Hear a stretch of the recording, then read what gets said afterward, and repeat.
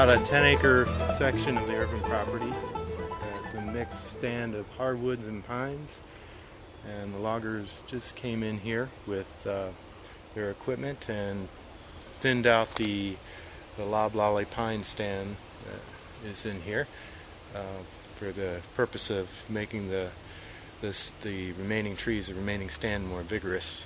Our goal here is to give the best trees room to grow, which I hope, and well, I'm sure it does as a matter of fact, it speeds up the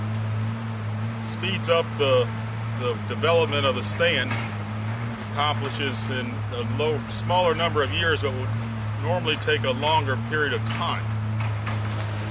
We're keeping the trees out here that are still growing at a fairly good rate. Those are the ones that survive in nature generally. And also the trees that have good characteristics such as disease-free or defect-free. There were no dead pines in here from the pine beetle. However, the pine beetles get established in stands that are impacted by drought or stressed trees. So the idea is to thin out the stands to make the remaining trees more vigorous so they're more resistant to future infestations. We are selecting the lesser trees for the benefit of the larger trees generally, so that the larger dominant trees can continue to maintain enough vigor to avoid a future bark beetle attack. Since there's still some valuable saw logs in those dead trees, that's why we're cutting them now, and while we're at it, we're selling some of the lesser trees.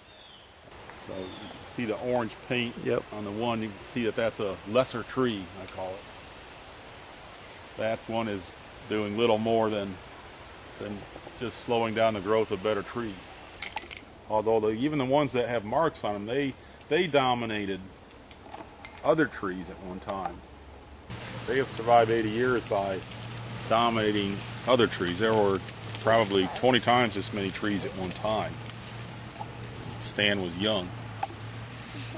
In nature, the strong survive. And what we're doing here is anticipating which trees are the strongest, which ones are likely to survive, and helping them out.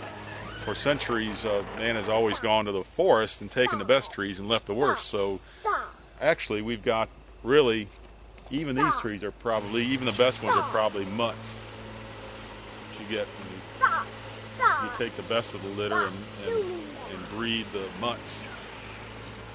Breed the, what do they call the last one on the litter? The runt. The runt of the litter. Right. That's what's been happening for centuries, and it's only in the last 100 years that scientific forest management has taken hold. A little practice, a person can find the dominant trees and spare them from the harvest. The dominant trees are the ones that look the best. They're the ones that have the most vigor and size in the crown. And that's what a tree needs to ensure survival. Yeah, you can see that it nearly blocks out this one right here.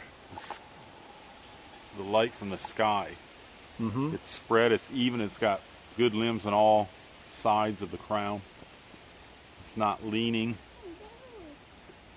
The needles are nice and thick, whereas if you look at that one that's leaning, that's the top is busted out of it. Right next to it. Right, so that's an example, like a perfect example of the kind of tree that's just lost out, and according to the law of the survival of the fittest, that's going to die anyway. This timber here is about 80 years old. The lifespan of a pine is about 100 years generally. There aren't very many pine stands that make it to 80 years old even if no cutting occurs. This is really a fortunate thing that this property still has so many of these old pine trees. I think that this shows what can be done when you take into account sustainable ideas in forestry. And when you work with a forester who is looking out for the best interests of the forest ecosystem, as well as the profitability of logging operations.